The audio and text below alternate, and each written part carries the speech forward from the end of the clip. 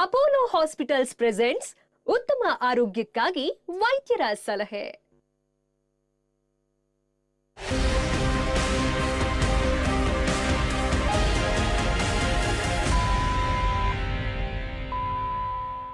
ಉತ್ತಮ ಆರೋಗ್ಯಕ್ಕಾಗಿ ವೈದ್ಯರ ಸಲಹೆ ವಿಶೇಷ ಕಾರ್ಯಕ್ರಮಕ್ಕೆ ಸ್ವಾಗತ. ನಾನು ಶಕುಂತಲಾ ಭೂಷಣ್. ಒತ್ತಡದ ಜೀವನ, ಬದಲಾಗ್ತಾ ಇರೋ ಜೀವನ ಶೈಲಿ, ಜನರಿಗೆ ನೂರಾರು ಆರೋಗ್ಯ ಸಮಸ್ಯೆ, ಯಾವ ಸಮಸ್ಯೆಗೆ ಯಾವ ಚಿಕಿತ್ಸೆ ಅನ್ನೋದೇ ದೊಡ್ಡ ಚಿಂತೆ. ಇಂತಹ ಸಮಸ್ಯೆ ಇರೋರಿಗೆ ಒಂದೇ ವೇದಿಕೆಯಲ್ಲಿ ಸಿಗುತ್ತೆ ಉತ್ತರ. ಇದೇ ಟಿವಿ ನನ್ನ ವಿಶೇಷ ಕಾರ್ಯಕ್ರಮ ಉತ್ತಮ ಆರೋಗ್ಯಕ್ಕಾಗಿ ವೈದ್ಯರ ಸಲಹೆ.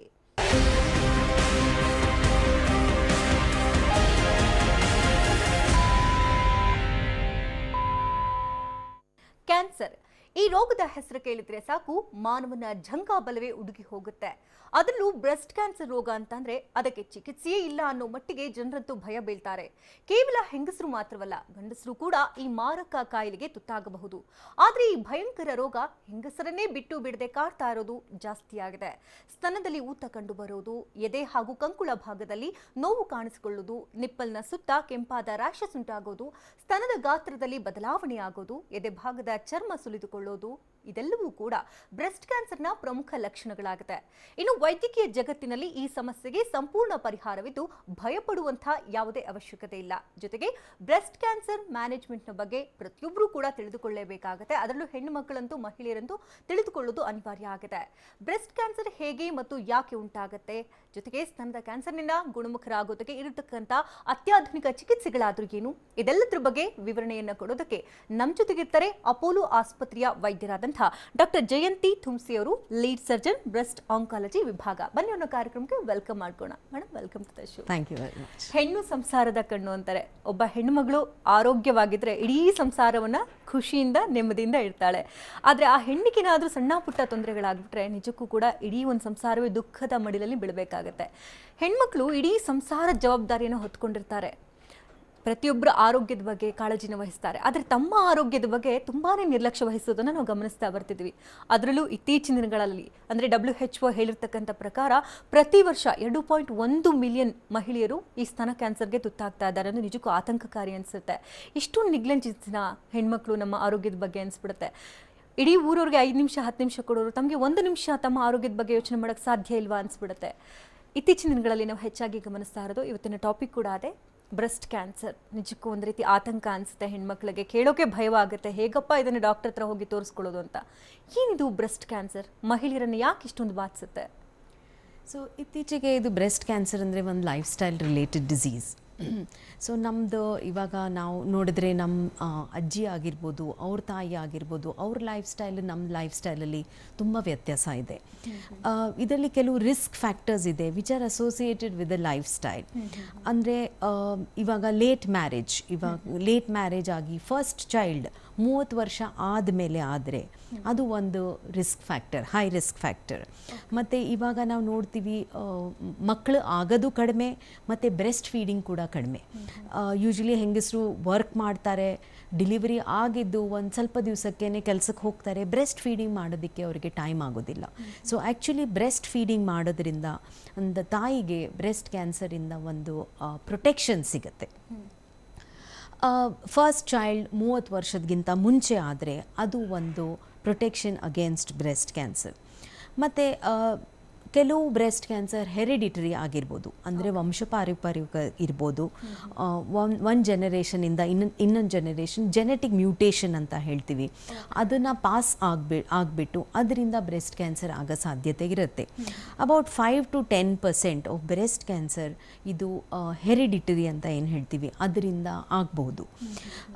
ಈ ಹೆರಿಡಿಟಿ ಬ್ರೆಸ್ಟ್ ಕ್ಯಾನ್ಸರ್ಗೆ ಇವಾಗ ನಮ್ಮ ದೇಶದಲ್ಲಿ ನಾವು ಜೆನೆಟಿಕ್ ಟೆಸ್ಟ್ಸ್ ಅಂತ ಹೇಳ್ತೀವಿ. ಸೊ ಯಾರಿಗೆ ಹೈ ರಿಸ್ಕ್ ಇದೆಯೋ, ಯಾರ ಫ್ಯಾಮಿಲಿನಲ್ಲಿ ಈ ಥರ ಕೇಸಸ್ ಆಗಿದೆಯೋ ಹಿಂದೆ, ಅವ್ರಿಗೆ ಇವಾಗ ಆ ಪರ್ಟಿಕ್ಯುಲರ್ ಲೇಡಿಗೆ ರಿಸ್ಕ್ ಇದೆಯಾ ಇಲ್ವಾ ಅನ್ನೋದು ಡಿಟೆಕ್ಟ್ ಮಾಡೋದಕ್ಕೆ ನಾವು ಕೆಲವು ಬ್ಲಡ್ ಟೆಸ್ಟ್ ಮಾಡ್ತೀವಿ, ಜೆನೆಟಿಕ್ ಟೆಸ್ಟ್ ಮಾಡ್ತೀವಿ. ಆ ಜೆನೆಟಿಕ್ ಟೆಸ್ಟ್ ಮಾಡೋದ್ರಿಂದ ಏನು ರಿಸ್ಕ್ ಇದೆ ಅನ್ನೋದು ಗೊತ್ತಾಗುತ್ತೆ. ರಿಸ್ಕ್ ಇದೆ ಅಂತ ಅಂದರೆ ಬ್ರೆಸ್ಟ್ ಕ್ಯಾನ್ಸರ್ ಆಗ ಮುಂಚೆನೇ ನಾವು ಕರೆಕ್ಟಾಗಿ ಟ್ರೀಟ್ಮೆಂಟ್ ತೊಗೋಬೋದು. ಕೆಲವು ನಾವು ರಿಸ್ಕ್ ರಿಡಕ್ಷನ್ ಟೆಕ್ನಿಕ್ಸ್ ಇದೆ, ಆ ಥರ ನಾವು ಯೂಸ್ ಮಾಡ್ಬೋದು. Okay. ಮತ್ತು ಈ ಹಾರ್ಮೋನ್ ಟ್ಯಾಬ್ಲೆಟ್ಸ್ ಅಂತ ಹೇಳ್ತೀವಿ ಯುನೋ ಓರಲ್ ಕಾಂಟ್ರಸೆಪ್ಟಿವ್ ಪಿಲ್ಸ್ ಆಗಿರ್ಬೋದು, MT ಪಿಲ್ ಆಗಿರ್ಬೋದು, ಪಿಲ್ ಆಗಿರ್ಬೋದು. ಇವಾಗ ಅದ್ರದ್ದು ಯೂಸ್ ಇಷ್ಟೊಂದಿದೆ, ಪೋಸ್ಟ್ಪೋನ್ಮೆಂಟ್ ಟ್ಯಾಬ್ಲೆಟ್ಸ್ ಆಗಿರ್ಬೋದು. ಸೊ ಅದು ಲಾಂಗ್ ಟರ್ಮ್ ಯೂಸ್ ಮಾಡಿದ್ರೆ ಅದರಿಂದ ಕೂಡ ರಿಸ್ಕ್ ಫ್ಯಾಕ್ಟರ್ ಆಗೋ ಚಾನ್ಸಸ್ ಇರುತ್ತೆ. ಸೊ ಯಾವುದೇ ಹಾರ್ಮೋನ್ ಟ್ಯಾಬ್ಲೆಟ್ಸ್ ನಾವು ತೊಗೊಂಡ್ರೇನು ನಮ್ಮ ದೇಶದಲ್ಲಿ ನಾವು ಒಂದು ಫಾರ್ಮಸಿಗೆ ಹೋಗಿ ವಿದೌಟ್ ಪ್ರಿಸ್ಕ್ರಿಪ್ಷನ್ ಕೂಡ ತೊಗೋಬೋದು. ಆ ಥರ ಮಾಡಬಾರ್ದು. ಡಾಕ್ಟ್ರಿಗೆ ಸಲಹೆ ತೊಗೊಂಡು ಅದನ್ನು ನಿಮಗೆ ಯಾವುದು ಅಪ್ರೋಪ್ರಿಯೇಟ್ ಇದೆಯೋ, ಯಾವ್ದು ಪ್ರಾಪರ್ ಆಗಿದೆಯೋ ಅದನ್ನು ಪ್ರಿಸ್ಕ್ರೈಬ್ ಮಾಡ್ತಾರೆ, ಅದನ್ನು ಮಾತ್ರ ತೊಗೋಬೇಕು. ಇಂಡಿಸ್ಕ್ರೀಟಾಗಿ ಅದನ್ನು ಯೂಸ್ ಮಾಡಬಾರ್ದು. ಲಾಂಗ್ ಟರ್ಮ್ ಅದರಲ್ಲಿ ಇಂಪ್ಲಿಕೇಶನ್ಸ್ ಆಗ್ಬೋದು. ಸೊ ಒಬೇಸಿಟಿ ಅಂದರೆ ವೇಟ್ ಜಾಸ್ತಿ ಇರೋದು, BMI ಅಂತ ಹೇಳ್ತೀವಿ. ಎಸ್.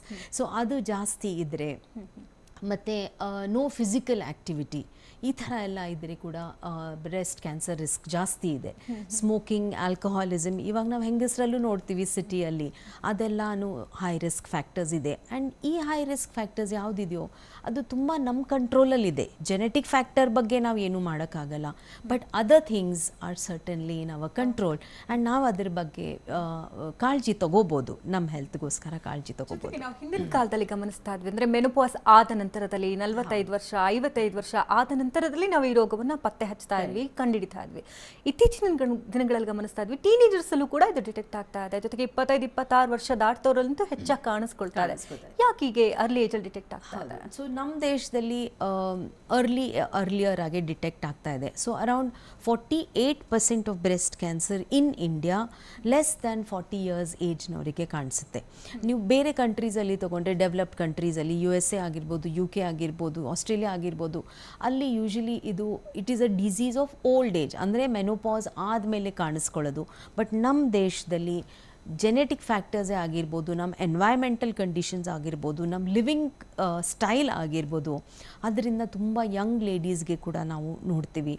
ಅನ್ಮ್ಯಾರಿಡ್ ಹೆಂಗಸರಿರ್ಬೋದು ಅಥವಾ ಪ್ರೆಗ್ನೆಂಟ್ ಆಗಿರೋ ಹೆಂಗಸರು ಬ್ರೆಸ್ಟ್ ಫೀಡಿಂಗ್ ಮಾಡೋ ಟೈಮಲ್ಲಿ ಆವಾಗ ಕೂಡ ಇದು ಕಾಣಿಸುತ್ತೆ. ತುಂಬ ಹೆಣ್ಮಕ್ಳು ಬಾಹ್ಯ ಸೌಂದರ್ಯಕ್ಕೆ ಹೆಚ್ಚಾಗಿ ಒತ್ತು ಕೊಡ್ತಾ ಇದ್ದಾರೆ. ನಾನು ತುಂಬ ಚೆನ್ನಾಗಿ ಕಾಣಬೇಕು, ಅಂದವಾಗಿ ಕಾಣಬೇಕು ಅಂತ ಒಳ ಉಡುಪುಗಳನ್ನ ಕರೆಕ್ಟಾಗಿ ಧರಿಸ್ತಾ ಇಲ್ಲ. ಸೊ ಅದರಿಂದನೂ ಕೂಡ ಬ್ರೆಸ್ಟ್ ಕ್ಯಾನ್ಸರ್ ಬರೋ ಚಾನ್ಸಸ್ ಇದೆ ಅಂತಿದ್ದಾರೆ. ನಿಜನಾ ಇದು? ಸೊ ಬ್ರೆಸ್ಟ್ ಬಗ್ಗೆ ಮಾತಾಡಬೇಕು. ಆ್ಯಂಡ್ ಕಾಸ್ಮೆಟಿಕ್ ಅಂದರೆ ಬ್ರೆಸ್ಟ್ ಎನ್ಹ್ಯಾನ್ಸ್ಮೆಂಟ್ ಸರ್ಜರೀಸ್ ಅಂತ ಹೇಳ್ತೀವಿ, ಕೆಲವ್ರು ಮಾಡಿಸ್ಕೋತಾರೆ. ಅಥವಾ ಬ್ರೆಸ್ಟ್ ರಿಡಕ್ಷನ್ ಸರ್ಜರೀಸ್ ಅಂದರೆ ಸೈಜ್ ಬ್ರೆಸ್ಟಿಂದ ದೊಡ್ಡದು ಮಾಡ್ಬೋದು ಅಥವಾ ಚಿಕ್ಕ ಮಾಡ್ಬೋದು, ಅದೆಲ್ಲ ಕಾಸ್ಮೆಟಿಕ್ ಸರ್ಜರಿ ಇಂದ ಮಾಡಬಹುದು.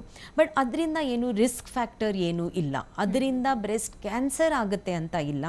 ಬಟ್ ಕೆಲವು ಸತಿ ಇಂಪ್ಲಾಂಟ್ ಇದ್ದರೆ ಒಳಗಡೆ ಇಂಪ್ಲಾಂಟ್ ಅಂದರೆ ಎನ್ಹ್ಯಾನ್ಸ್ಮೆಂಟ್, ದೊಡ್ಡದು ಮಾಡೋದಕ್ಕೆ ಸೈಜ್ ಇಂಪ್ಲಾಂಟ್ ಅಂತ ಹಾಕ್ತೀವಿ, ಸಿಲಿಕಾನ್ ಇಂಪ್ಲಾಂಟ್ಸ್ ಯೂಸ್ ಮಾಡ್ತೀವಿ. ಅದರಿಂದ ಕೆಲವು ಸತಿ ಟ್ರೀಟ್ಮೆಂಟ್, ಅವ್ರಿಗೇನಾದರೂ ಬ್ರೆಸ್ಟ್ ಕ್ಯಾನ್ಸರ್ ಆದರೆ ಮುಂದೆ ಆವಾಗ ಟ್ರೀಟ್ಮೆಂಟ್ ಸ್ವಲ್ಪ ಡಿಫಿಕಲ್ಟ್ ಆಗುತ್ತೆ. ಯಾಕಂದರೆ ನಾವು ಇಂಪ್ಲಾಂಟ್ನ ಸೇಫ್ ಗಾರ್ಡ್ ಮಾಡೋದು ಕೂಡ ಇಂಪಾರ್ಟೆಂಟ್ ಆಗುತ್ತೆ ಆವಾಗ. ಬಟ್ ಈ ಸರ್ಜರೀಸಿಂದ ರಿಸ್ಕ್ ಜಾಸ್ತಿ ಆಗುತ್ತೆ ಅನ್ನೋದು ಏನೂ ಇಲ್ಲ. ಓಕೆ, ಮಲಗುವಂಥ ಸಂದರ್ಭದಲ್ಲಿ ಒಳ ಉಡುಪುಗಳನ್ನ ಸ್ವಲ್ಪ ಲೂಸ್ ಮಾಡಿ ಮಲಗಬೇಕು, ಬಿಗಿಯಾದಂಥ ಬಟ್ಟೆಗಳನ್ನ ಹಾಕೋಬಾರ್ದು ಅಂತ ಹೇಳ್ತಾರೆ. ಅದು ಹೇಗೆ ಮೇಂಟೈನ್? ಸೊ ನಾವು ಅಂಡರ್ ಗಾರ್ಮೆಂಟ್ಸ್ ಏನು ಹಾಕೋತೀವೋ ಅದರಿಂದ ಬ್ರೆಸ್ಟ್ ಕ್ಯಾನ್ಸರ್ಗೆ ಏನು ಕನೆಕ್ಷನ್ ಇಲ್ಲ.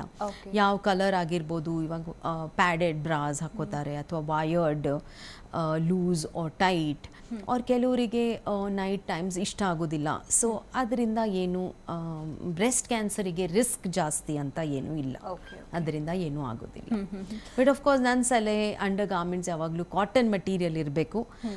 ಅದು it is a natural fabric cotton. So ಅದು ನಮ್ಮ ಸ್ಕಿನ್ಗೆ ಅದು it is better than any synthetic. Okay, ತುಂಬ ಜನಕ್ಕೆ ಕ್ಯಾನ್ಸರ್ ಆಗಿದೆ ಅಥವಾ ತೊಂದರೆ ಸಮಸ್ಯೆಗಳು ಉಂಟಾಗಿದೆ ಅಂತ ತಿಳ್ಕೊಳ್ಳೋದೇ ತುಂಬ ಡಿಲೇ ಆಗಿಬಿಡುತ್ತೆ. ಸ್ಟಾರ್ಟಿಂಗ್ ಸ್ಟೇಜಸ್ಸಲ್ಲಿ ತುಂಬ ನೆಗ್ಲೆಕ್ಟ್ ಮಾಡ್ತಾರೆ. ಸ್ವಲ್ಪ ಪೇಯ್ನ್ ಇದೆ ಅಲ್ವಾ, ಸೆಲ್ಫ್ ಮೆಡಿಕೇಶನ್ ಮಾಡ್ಕೊಳ್ಳೋಣ, ಏನಾದರೂ ಪೇಯ್ನ್ ಕಿಲ್ಲರ್ ತೊಗೊಂಡ್ರೆ ಹೋಗುತ್ತೆ ಅಂತ. 4th ಸ್ಟೇಜ್ಗೆ ಬಂದಾಗ ಡಾಕ್ಟರ್ ಹತ್ರ ಓಡಿ ಹೋಗ್ತಾರೆ, ಆಗ ಕೈ ಮೀರಿ ಹೋಗಿರುತ್ತೆ, ಉಳಿಸೋಕ್ಕೂ ಆಗಲ್ಲ, ಅಂಥ ಪರಿಸ್ಥಿತಿ ಆಗುತ್ತೆ. ಸೊ ಮೊದಲಿಗೆ ತಿಳ್ಕೊಳ್ಳೋದು ಹೇಗೆ? ಸೊ ಕೆಲವು ಬ್ರೆಸ್ಟ್ ಕ್ಯಾನ್ಸರ್ದು ಸೈನ್ಸ್ ಆ್ಯಂಡ್ ಸಿಂಪ್ಟಮ್ಸ್ ಇದೆ. ಫಸ್ಟ್ ಆಫ್ ಆಲ್ ಇದು ಒಂದು ಗೆಡ್ಡೆ ಅಂತ ಸ್ಟಾರ್ಟ್ ಆಗ್ಬೋದು, ಬ್ರೆಸ್ಟಲ್ಲಿ ಆಗಿರ್ಬೋದು ಅಥವಾ ಕಂಕ್ಳು ಸಂದಿಯಲ್ಲಿ ಗೆಡ್ಡೆ, ಲಂಪ್ ಅಂತ ಹೇಳ್ತೀವಿ, ಆ ಥರ ಕಾಣಿಸ್ಕೋಬೋದು. ಬಟ್ ನಾವು ಏನು ಗಮನ ಕೊಡಬೇಕು ಅಂದರೆ ಇದು ಮೆನಿ ಟೈಮ್ಸ್ ಗೆಡ್ಡೆ ಅದಕ್ಕೆ ಪೇನ್ ಇರೋದಿಲ್ಲ, ಅಂದರೆ ನೋವು ಅಸೋಸಿಯೇಟೆಡ್ ಇರೋದಿಲ್ಲ. ಅದಕ್ಕೆ ಕೆಲವರು ಕೆಲವರು ತುಂಬ ಡಿಲೇ ಮಾಡ್ಬೋದು, ನೆಗ್ಲೆಕ್ಟ್ ಮಾಡ್ಬೋದು. ನನಗೆ ರೈಟ್ ನಾವು ನೋವಿಲ್ಲ, ನನ್ನ ಕೆಲಸಕ್ಕೆ ಏನು ತೊಂದರೆ ಇಲ್ಲ ಅಂತ ಅದನ್ನು ನೆಗ್ಲೆಕ್ಟ್ ಮಾಡೋದು ತುಂಬ ಕಾಮನ್. ನಾವು ಎವ್ರಿ ಡೇ ನಮ್ಮ ಒ ಪಿ ಡಿನಲ್ಲಿ ನೋಡ್ತೀವಿ. ಸೊ ಬ್ರೆಸ್ಟಲ್ಲಿ ಅಥವಾ ಕಂಕಳ ಸಂಧಿಯಲ್ಲಿ ಗೆಡ್ಡೆ ಕಾಣಿಸ್ಕೊಂಡ್ರೆ ನೋವು ಇರಲಿ, ನೋವು ಇಲ್ದಿರ ಇರಲಿ, ಅದನ್ನು ನಾವು ತಕ್ಷಣ ಹೋಗಿ ಅದನ್ನು ಟೆಸ್ಟ್ ಮಾಡಿಸ್ಕೊಳ್ಳೋದು ವೆರಿ ವೆರಿ ಇಂಪಾರ್ಟೆಂಟ್. ಸೊ ಒಂದಂದರೆ ಗೆಡ್ಡೆ ಅಂತ ಸ್ಟಾರ್ಟ್ ಆಗ್ಬೋದು. ಸೆಕೆಂಡು, ಚರ್ಮದಲ್ಲಿ ಏನಾದರೂ ವ್ಯತ್ಯಾಸ ಬರ್ಬೋದು. ನಾರ್ಮಲಿ ಸ್ಕಿನ್ ಬ್ರೆಸ್ಟ್ ಮೇಲೆ ಆಗಿರಲಿ ಅಥವಾ ಕಂಕಳ ಸಂಧಿಯಲ್ಲಿ ಆಗಿರಲಿ ಸ್ಮೂತ್ ಆಗಿರುತ್ತೆ, ಅದು ಒಂಥರ ಒಳಗಡೆ ಎಳ್ಕೊಂಡಾಗಿರ್ಬೋದು, ಆರೆಂಜ್ ಪೀಲ್ ಅಂತ ಹೇಳ್ತೀವಿ, ಆ ಥರ ಆಗ್ಬೋದು. ಅಥವಾ ಕಲರ್ ಚೇಂಜ್ ಆಗ್ಬೋದು, ರೆಡಿಶ್ ಆಗ್ಬೋದು. ಕೆಲವ್ರಿಗೆ ತುಂಬ ಡ್ರೈ ಆಗಿಬಿಟ್ಟು ತುಂಬ ಇಚಿಂಗ್ ಆಗ್ಬೋದು ಆ ಜಾಗದಲ್ಲಿ. ಸೊ ಅದು ಕೂಡ early science of breast cancer ಆಗಿರ್ಬೋದು. ಅಥವಾ ಮೂರನೇದಾಗಿ ನಿಪ್ಪಲಲ್ಲಿ ಚೇಂಜಸ್ ಆಗ್ಬೋದು. ನಿಪ್ಪಲ್ ನಾರ್ಮಲಿ ಔಟ್ಸೈಡ್ ಪಾಯಿಂಟಿಂಗ್ ಆಗಿರುತ್ತೆ, ಅದರಲ್ಲಿ ವ್ಯತ್ಯಾಸ ಆಗ್ಬೋದು, ಅದು ಸ್ವಲ್ಪ ಡಿಸ್ಟಾರ್ಟ್ ಆಗ್ಬೋದು, ಅಂದರೆ ಸೊಟ್ಟ ಆಗ್ಬೋದು ಅಥವಾ ಒಳಗಡೆ ಭಾಗಕ್ಕೆ ಹೋಗ್ಬೋದು. ಅಥವಾ ನಿಪ್ಪಲಲ್ಲಿ ಒಂದು ಅಲ್ಸರ್ ಅಂತ ಹೇಳ್ತೀವಿ, ಗಾಯ ಆಗ್ಬೋದು. ಅದು ನಾರ್ಮಲಿ ಏನಾದರೂ ಆಯಿಂಟ್ಮೆಂಟ್ ಎಲ್ಲ ಹಾಕಿ ಹೀಲ್ ಆಗೋದಿಲ್ಲ, ಆ ಥರ ಗಾಯ ಇರ್ಬೋದು. ಅಥವಾ ನಿಪ್ಪಲಲ್ಲಿ ಡಿಸ್ಚಾರ್ಜ್ ಬರ್ಬೋದು, ನೀರು ಥರ ಸುರಿತಿರ್ಬೋದು.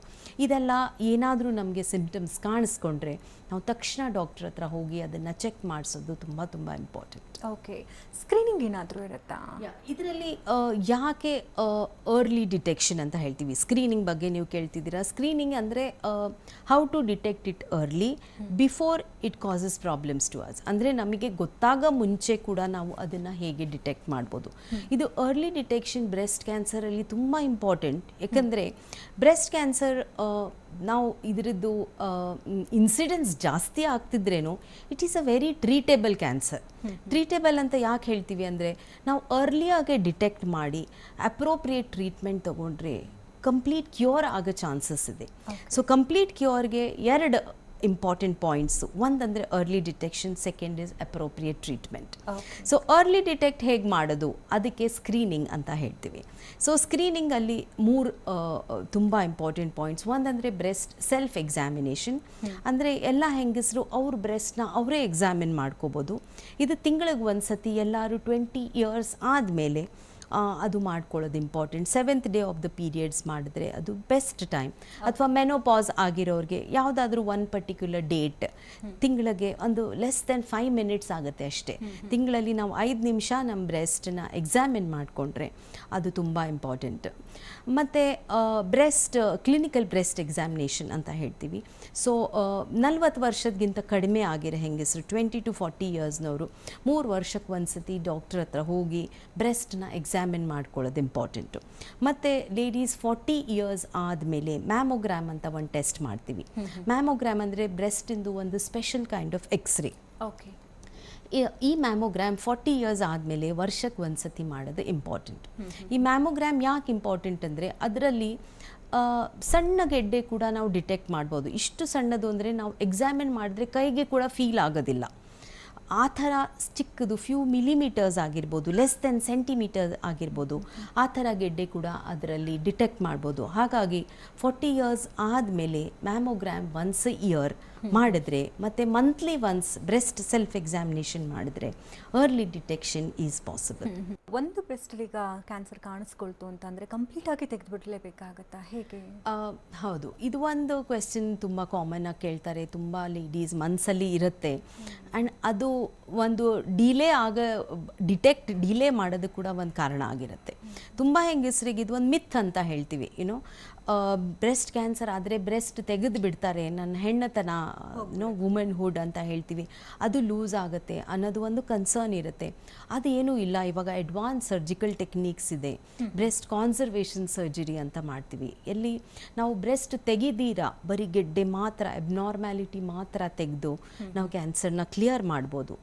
ಆಮೇಲೆ ಕೆಲವ್ರು ಹೆಂಗಸರಿಗೆ ಬ್ರೆಸ್ಟ್ ತೆಗಿಲೇಬೇಕಾದ್ರೇನು ಕೂಡ ನಾವು ಬ್ರೆಸ್ಟ್ ರೀಕನ್ಸ್ಟ್ರಕ್ಷನ್ ಅಂತ ಮಾಡ್ತೀವಿ. ಅಂದರೆ ಅದೇ ಟೈಮಲ್ಲಿ ಇನ್ನೊಂದು ಆರ್ಟಿಫಿಷಿಯಲ್ ಆಗಿ ಬ್ರೆಸ್ಟ್ ನಾವು ಕ್ರಿಯೇಟ್ ಮಾಡಿ ಕೊಡ್ಬೋದು.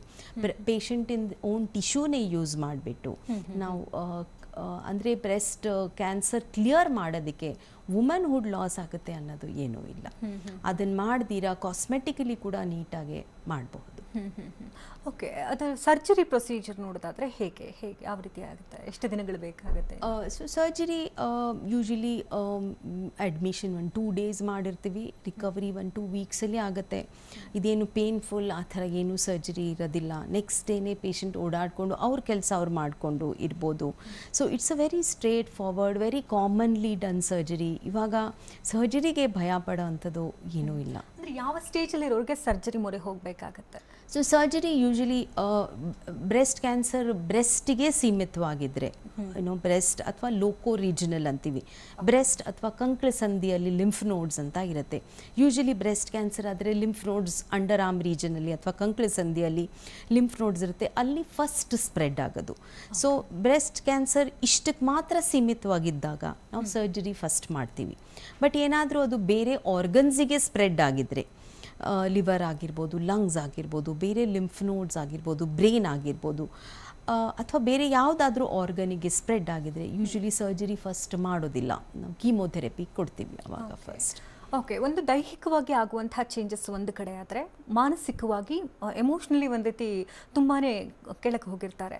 ಸೊ ಅಂಥ ಸಂದರ್ಭದಲ್ಲಿ ಯಾವ ರೀತಿ ಧೈರ್ಯ ತುಂಬ್ತೀರಾ ನಿಮ್ಮ ಕಡೆ? ಅದೇ ನಾನು ಹೇಳಿದಾಗೆ ಬ್ರೆಸ್ಟ್ ಕ್ಯಾನ್ಸರ್ ಇವಾಗ ಇಷ್ಟು ಅಡ್ವಾನ್ಸ್ ಟ್ರೀಟ್ಮೆಂಟ್ ಇದೆ. ಕೀಮೋಥೆರಪಿ ಡ್ರಗ್ಸ್ ಆಗಿರ್ಬೋದು, ಹಾರ್ಮೋನ್ ಟ್ಯಾಬ್ಲೆಟ್ಸ್ ಆಗಿರ್ಬೋದು, ರೇಡಿಯೇಷನ್ ಟೆಕ್ನಿಕ್ಸ್, ಸರ್ಜಿಕಲ್ ಟೆಕ್ನಿಕ್ಸಿಂದ ತುಂಬ ಜನ ಇವಾಗ ಲಾಂಜಿವಿಟಿ ಅಂತ ಹೇಳ್ತೀವಿ ಅಲ್ವಾ, ಅದು ತುಂಬ ಜಾಸ್ತಿ ಆಗಿದೆ. ಸೊ ಬ್ರೆಸ್ಟ್ ಕ್ಯಾನ್ಸರ್ ಆಗಿದ್ರೆ ಕೂಡ ನಾರ್ಮಲ್ ಲೈಫ್ ಚಾನ್ಸಸ್ ಇದೆ. ಸೊ ಅರ್ಲಿ ಡಿಟೆಕ್ಟ್ ಮಾಡೋದು ಅಫ್ಕೋರ್ಸ್ ವೆರಿ ಇಂಪಾರ್ಟೆಂಟ್. ಕ್ಯಾನ್ಸರ್ ಅಂತ ವರ್ಡ್ ಕೇಳಿದ್ರೆ ಭಯ ಆಗುತ್ತೆ. ಸೊ ಇವಾಗ ಅದ್ರ ಬಗ್ಗೆನೇ ಅವೇರ್ನೆಸ್ ನಾವು ತಿಳ್ಕೊಳ್ಬೇಕು.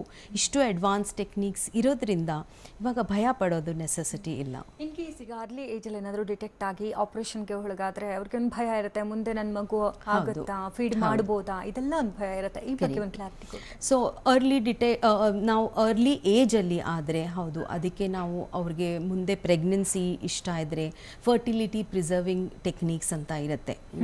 ಅವ್ರಿಗೆ ಮುಂದೆ ಡಿಲಿವರಿ ಆಗೋಕ್ಕೆ, ಪ್ರೆಗ್ನೆಂಟ್ ಆಗೋದಕ್ಕೆ ನಾವು ಅದಕ್ಕೆ ಫೆಸಿಲಿಟೇಟ್ ಮಾಡೋದಕ್ಕೆ ತುಂಬ ಆಪ್ಷನ್ಸ್ ಇದೆ ಇವಾಗ. ಎಂಬ್ರಿಯೋ ಪ್ರಿಸರ್ವೇಷನ್ ಅಂತ ಹೇಳ್ತೀವಿ, ಅಥವಾ ovum preservation, ovarian cryo preservation ಅಂತ ಹೇಳ್ತೀವಿ. ಈ ಥರ ಟೆಕ್ನಿಕ್ಸಿಂದ ಪ್ರೆಗ್ನೆನ್ಸಿ ಚಾನ್ಸಸ್ ಆಗುತ್ತೆ. ಕೆಲವರಿಗೆ ನಾರ್ಮಲ್ ಪ್ರೆಗ್ನೆನ್ಸಿ ಕೂಡ ಆಗುತ್ತೆ. ಆಮೇಲೆ ಅವರಿಗೆ ಬ್ರೆಸ್ಟ್ ಫೀಡಿಂಗ್, ಒಂದು ಮಗು ಹುಟ್ಟಿದ ಮೇಲೆ ಬ್ರೆಸ್ಟ್ ಫೀಡಿಂಗ್ ಕೂಡ ಪಾಸಿಬಲ್ ಇದೆ. ಆ ಆಪರೇಟೆಡ್ ಸೈಟ್ ಅಥವಾ ರೇಡಿಯೇಷನ್ ಕೊಟ್ಟ ಮೇಲೆ ಯಾವ ಬ್ರೆಸ್ಟಲ್ಲಿ ಕ್ಯಾನ್ಸರ್ ಆಗಿರುತ್ತೋ ಅದರಲ್ಲಿ ಸ್ವಲ್ಪ ಮಿಲ್ಕ್ ಪ್ರೊಡಕ್ಷನ್ ಕಡಿಮೆ ಇರ್ಬೋದು, ಬಟ್ ಆಪೋಸಿಟ್ ಬ್ರೆಸ್ಟಲ್ಲಿ ನಾರ್ಮಲ್ ಬ್ರೆಸ್ಟ್ ಫೀಡಿಂಗ್ ಸಾಧ್ಯತೆ ಇದೆ. So in short normal life possible ಇದೆ. ಯಾವ ಏಜಲ್ಲಿ ಆಗಿದ್ರೇನು ಹೆಂಗಸರಿಗೆ ಬ್ರೆಸ್ಟ್ ಕ್ಯಾನ್ಸರ್ ಆದರೆ ಕೂಡ ಟ್ರೀಟ್ಮೆಂಟ್ ಆದಮೇಲೆ ಕೂಡ ನಾರ್ಮಲ್ ಲೈಫ್ ಪಾಸಿಬಲ್ ಇದೆ. ಓಕೆ, ಇತ್ತೀಚಿನ ದಿನಗಳಲ್ಲಿ ಗಮನಿಸ್ತಾ ಇರ್ತೀವಿ ತುಂಬ ಲೇಟಾಗಿ ಮದುವೆ ಆಗ್ತಾರೆ, ನಂತರದಲ್ಲಿ ನಾರ್ಮಲ್ ಆಗಿ ಬೇಬಿ ಆಗಲ್ಲ ಅಂತ IVF, IUI ಈ ಥರ ಟ್ರೀಟ್ಮೆಂಟ್ಸ್ಗೆಲ್ಲ ಹೋಗ್ತಾರೆ. ಆ ಸಂದರ್ಭದಲ್ಲಿ ತುಂಬಾ ಇಂಜೆಕ್ಷನ್ಸ್ಗಳು, ಹಾರ್ಮೋನ್ ಟ್ಯಾಬ್ಲೆಟ್ಸ್ಗಳು, ತುಂಬ ವೇರಿಯೇಷನ್ಸ್ ಆಗ್ತಾ ಇರುತ್ತೆ. ಸೊ ಅಂಥವ್ರಿಗೆ ತುಂಬ ರಿಸ್ಕ್ ಫ್ಯಾಕ್ಟರ್ಸ್ ಅಂತ ಹೇಳ್ತಾರೆ, ಹೌದಾ? ಸೊ ಇವಾಗ ತುಂಬ ಸ್ಟಡೀಸ್ ಆಗಿದೆ. ಇವಾಗ ಡ್ರಗ್ಸ್ ಏನು ಕೊಡ್ತಾರೆ, IVFಗಾಗಲಿ, ಆರ್ಟಿಫಿಷಿಯಲಿ ರೀಪ್ರೊಡಕ್ಟಿವ್ ಟೆಕ್ನಿಕ್ಸ್ ಅಂತ ಹೇಳ್ತೀವಿ, ಅದಕ್ಕೋಸ್ಕರ ಏನು ಡ್ರಗ್ಸ್ ಕೊಡ್ತಾರೆ ಅದರಿಂದ ಬ್ರೆಸ್ಟ್ ಕ್ಯಾನ್ಸರ್ ರಿಸ್ಕ್ ಏನೂ ಇಲ್ಲ ಅನ್ನೋದು ತುಂಬ ಸ್ಟಡೀಸ್ ಇದೆ. ಹವೆವರ್ ಆ ಟೈಮಲ್ಲಿ ಬ್ರೆಸ್ಟ್ ಎಕ್ಸಾಮಿನ್ ಮಾಡ್ಕೊಳ್ಳೋದು ತುಂಬ ಇಂಪಾರ್ಟೆಂಟ್. ನಾನು ಹೇಳ್ದಾಗೆ ಬ್ರೆಸ್ಟ್ ಸೆಲ್ಫ್ ಎಕ್ಸಾಮಿನೇಷನ್ ಆಗಿರ್ಬೋದು, ಅಥವಾ 40 ಇಯರ್ಸ್ ಆದಮೇಲೆ ಮ್ಯಾಮೋಗ್ರಾಮ್ ಆಗಿರ್ಬೋದು. ಸೊ ನೀವು ಅಸಿಸ್ಟೆಡ್ ರೀಪ್ರೊಡಕ್ಷನ್ಗೋಸ್ಕರ ನೀವು ಟ್ರೈ ಮಾಡ್ತಿದ್ರೆ ಕೂಡ ಆ ಟೈಮಲ್ಲಿ ಸೆಲ್ಫ್ ಎಕ್ಸಾಮಿನೇಷನ್ ಆಗಲಿ, ಏನು ಡೌಟ್ ಇದ್ರೇನು ಕನ್ಸಲ್ಟ್ ಮಾಡೋದಾಗಲಿ ಅದನ್ನು ಡಿಲೇ ಮಾಡಬಾರ್ದು. ಓಕೆ, ಈಗ ಕೊರೋನಾ ಸಂದರ್ಭ ಆಗಿರೋದ್ರಿಂದ ಒಂದು ರೀತಿ ಈ ಸಿಚುಯೇಷನ್ ನಿಮಗೆ ಚಾಲೆಂಜಿಂಗ್ ಆಗಿರುತ್ತೆ. ಯಾಕಂದರೆ ತುಂಬ ಜನ ಈ ರೀತಿ ಸರ್ಜರಿಗಳಿಗಾಗಬೇಕು ಅಥವಾ ಕ್ಯಾನ್ಸರ್ನಿಂದ ಬಳಲ್ತಾ ಇರೋರಿಗೆ ಟ್ರೀಟ್ಮೆಂಟ್ ಹೇಗಪ್ಪ ಅಂತ ಒಂದಿರುತ್ತೆ. ಈ ಟೈಮಲ್ಲೂ ಕೂಡ ಸರ್ಜರಿ ಆಗ್ತಾ ಇದೆ, ಯಾವ ರೀತಿ ಚಾಲೆಂಜಿಂಗ್ ಅನ್ನಿಸ್ತಾ ಇದೆ ಈ ಸಿಚುಯೇಷನ್ ನಿಮಗೆ? ಹೌದು, ಯಾವುದೇ ಕ್ಯಾನ್ಸರ್ ಆಗಿರಲಿ, ಬ್ರೆಸ್ಟ್ ಕ್ಯಾನ್ಸರ್ ಆಗಿರಲಿ, ಯಾವುದೇ ಕ್ಯಾನ್ಸರ್ ಆಗಿರಲಿ, ಅದರಲ್ಲಿ ಟೈಮಿಂಗ್ ತುಂಬ ಇಂಪಾರ್ಟೆಂಟು. ನಾವು ಅರ್ಲಿಯರ್ ಆಗಿ ಟ್ರೀಟ್ಮೆಂಟ್ ಸ್ಟಾರ್ಟ್ ಮಾಡಿದ್ರೆ ಕ್ಯಾನ್ಸರ್ ನಾವು ಸುಲಭವಾಗಿ ಟ್ರೀಟ್ ಮಾಡ್ಬೋದು. ಸೊ ಕರೋನಾ ಆಗಿರಲಿ, ಅದಕ್ಕೋಸ್ಕರ ಡಿಲೇ ಮಾಡೋದು ವೈಸ್ ಅಲ್ಲ. ಸೊ ಯು ಶುಡ್, ಏನಾದರೂ ಡೌಟ್ ಇದ್ರೇನು ಅದಕ್ಕೆ ಕರೋನಾಗಿ ಏನು ಪ್ರಿಕಾಷನ್ಸ್ ತೊಗೊಳ್ಬೇಕು ಅದನ್ನು ತೊಗೊಂಡು ನೀವು ಡಾಕ್ಟರ್ ಹತ್ರ ಬರೋದು ಇಂಪಾರ್ಟೆಂಟ್. ಈ ಟೈಮಲ್ಲಿ ಸರ್ಜರೀಸ್ ಮಾಡ್ತಾ ಇದ್ದೀವಿ, ಕೀಮೋಥೆರಪಿ ಕೂಡ ಕೊಡ್ತಾ ಇದ್ದೀವಿ. ಯಾಕಂದರೆ ಇದನ್ನು ನಾವು ಡಿಲೇ ಮಾಡಿದ್ರೆ ಸ್ಟೇಜಿಂಗ್ ಅಂತ ಹೇಳ್ತೀವಲ್ವ, ಕ್ಯಾನ್ಸರ್ ಸ್ಟೇಜಿಂಗ್ ಡಿಲೇ ಆಗಿಬಿಡುತ್ತೆ. ಅದನ್ನು that will be higher risk than corona. Okay, ಅಂದರೆ ಯಾವ ರೀತಿ ಪ್ರಿಕಾಷನ್ಸ್ ತೊಗೊಂಡಿದ್ದಾರೆ ಈ ಸಂದರ್ಭದಲ್ಲಿ ಅಪೋಲೋ ಆಸ್ಪತ್ರೆ ವತಿಯಿಂದ? ಸೊ ಅಪೋಲೋ ಹಾಸ್ಪಿಟಲಲ್ಲಿ first of all Covid patients, non Covid patients segregate ಆಗಿದ್ದಾರೆ. ಅದರಲ್ಲಿ ಎಂಟ್ರಿ ಲೆವೆಲಿಂದಾನೇ ಆಗಲಿ ಎಲ್ಲ ಸೆಗ್ರಿಗೇಷನ್ ಪ್ರಾಪರ್ ಆಗಿದೆ. ನಾವು ಅಟೆಂಡರ್ಸಿಗೆ ಜಾಸ್ತಿ ಬಿಡೋದಿಲ್ಲ, ಮಾಸ್ಕ್ ಇಲ್ದಿರ ಬಿಡೋದಿಲ್ಲ, ಪರ್ಟಿಕ್ಯುಲರ್ ಕೈಂಡ್ ಆಫ್ ಮಾಸ್ಕ್ ಹಾಕ್ಕೊಂಡಿರಬೇಕು. ಡಾಕ್ಟರ್ಸ್ ಕೂಡ ನಾವು ಎಲ್ಲ PPE ಕಿಟ್ ಹಾಕ್ಕೊಂಡು ಎಲ್ಲ ನಾವು ಪ್ರಿಕಾಷನ್ಸ್ ತೊಗೊಳ್ತಾ ಇದ್ದೀವಿ. ಕೀಮೋ ವಾರ್ಡಲ್ಲಿ ಅಟೆಂಡರ್ಸ್ ಬಿಡೋದಿಲ್ಲ. ಕೀಮೋ ವಾರ್ಡಲ್ಲಿ ಇದು ಇಂಪಾರ್ಟೆಂಟ್ ಬಿಕಾಸ್ ಕೀಮೋಥೆರಪಿ ತೊಗೊಳ್ಳೋವಾಗ ನಮ್ಮ ಇಮ್ಯುನಿಟಿ, ಪೇಷಂಟಿಂದ ಇಮ್ಯುನಿಟಿ ಕಡಿಮೆ ಆಗುತ್ತೆ. ಆಮೇಲೆ ಅವ್ರಿಗೆ ಕೊರೋನಾ ಆಗಲಿ ಯಾವುದಾದ್ರೂ ಇನ್ಫೆಕ್ಷನ್ ಚಾನ್ಸಸ್ ಜಾಸ್ತಿ ಇರುತ್ತೆ. ಹಾಗಾಗಿ ಹೆಚ್ಚಾಗಿ ಆ ವಾರ್ಡಲ್ಲಿ ಗಮನ ಕೊಡ್ತಾ ಇದ್ದೀವಿ. So it is quite safe. Cancer treatment ನಾವು ತಗೊಳ್ಬೇಕು, ಅದನ್ನು ನಾವು ಡಿಲೇ ಮಾಡಬಾರ್ದು even in COVID situation. Okay, ಅಂದರೆ ಈ ಕೀಮೋಥೆರಪಿ ಆಗಿರ್ಬೋದು ಅಥವಾ ಸರ್ಜರಿ ಆಗಿರ್ಬೋದು ತುಂಬ ಪೇನ್ಫುಲ್ ಆಗಿರುತ್ತಾ? ಪೇನ್ಫುಲ್ ಏನೂ ಇಲ್ಲ, ಸರ್ಜರಿ ಅಂತ ಏನೂ ಪೇನ್ಫುಲ್ ಇಲ್ಲ. ಕೀಮೋಥೆರಪಿ ಕೂಡ ಇವಾಗ ಇಷ್ಟು ಒಳ್ಳೆ ಡ್ರಗ್ಸ್ ಇರೋದ್ರಿಂದ ವೆರಿ ಟಾಲರೇಬಲ್. ಯಂಗ್ ಪೇಷಂಟ್ ಆಗಿರಲಿ, ಓಲ್ಡ್ ಪೇಷಂಟ್ ಆಗಿರಲಿ, ಇದು ತುಂಬ ಟಾಲರೇಬಲ್ ಆಗಿದೆ ಕೀಮೋಥೆರಪಿ ಡ್ರಗ್ಸು. ಪೇನ್ಫುಲ್ ಏನೂ ಇಲ್ಲ. ಓಕೆ, ಆಫ್ಟರ್ ಸರ್ಜರಿ ಮೇಂಟೆನೆನ್ಸ್ ಹೇಗೆ, ಹಾಗೆ ವೀಕ್ಷಕರಿಗೆ ಒಂದಷ್ಟು ಕಿವಿ ಮಾತು. So breast cancer it's a very treatable cancer. ಇದನ್ನು ಅರ್ಲಿ ಡಿಟೆಕ್ಟ್ ಮಾಡೋದು ನಮ್ಮ ಕೈಯಲ್ಲಿದೆ. ಫೈನಲಿ ಎಲ್ಲ ಲೇಡೀಸ್ಗೂ ಹೇಳೋದಿಷ್ಟೇ, ನಮ್ಮ ಹೆಲ್ತ್ ನಮ್ಮ own responsibility. Breast self examination monthly ಮಾಡೋದು ಇಂಪಾರ್ಟೆಂಟು. ಮತ್ತು 40 ಇಯರ್ಸ್ ಆದಮೇಲೆ ವರ್ಷಕ್ಕೆ ಒಂದು ಸತಿ ಮ್ಯಾಮೋಗ್ರಾಮ್ ಮಾಡಿದ್ರೆ ಈ ಬ್ರೆಸ್ಟ್ ಕ್ಯಾನ್ಸರ್ ಆದರೆ ಕೂಡ ಅರ್ಲಿ ಡಿಟೆಕ್ಟ್ ಮಾಡಿ ಅದನ್ನು ನಾವು ಸುಲಭವಾಗಿ ಟ್ರೀಟ್ಮೆಂಟ್ ತೊಗೊಳ್ಬೋದು. ಬ್ರೆಸ್ಟ್ ಕ್ಯಾನ್ಸರ್ ಅಂದರೆ ಭಯ ಪಡೋದು ಏನು ನೆಸೆಸಿಟಿ ಇಲ್ಲ. Normal life after breast cancer is possible. Okay doctor, ಕಾರ್ಯಕ್ರಮಕ್ಕೆ ಆಗಮಿಸಿ ಹಲವು ಮಾಹಿತಿ ನೀಡಿದ್ದಕ್ಕಾಗಿ ಧನ್ಯವಾದ ತಮಗೆ. Thank you. ವೀಕ್ಷಕರೇ, ಇದುವೇ ಈ ಹೊತ್ತಿನ ವಿಶೇಷ. ನಿರಂತರ ಸುದ್ದಿಗಾಗಿ ನೋಡ್ತೀರಿ TV9.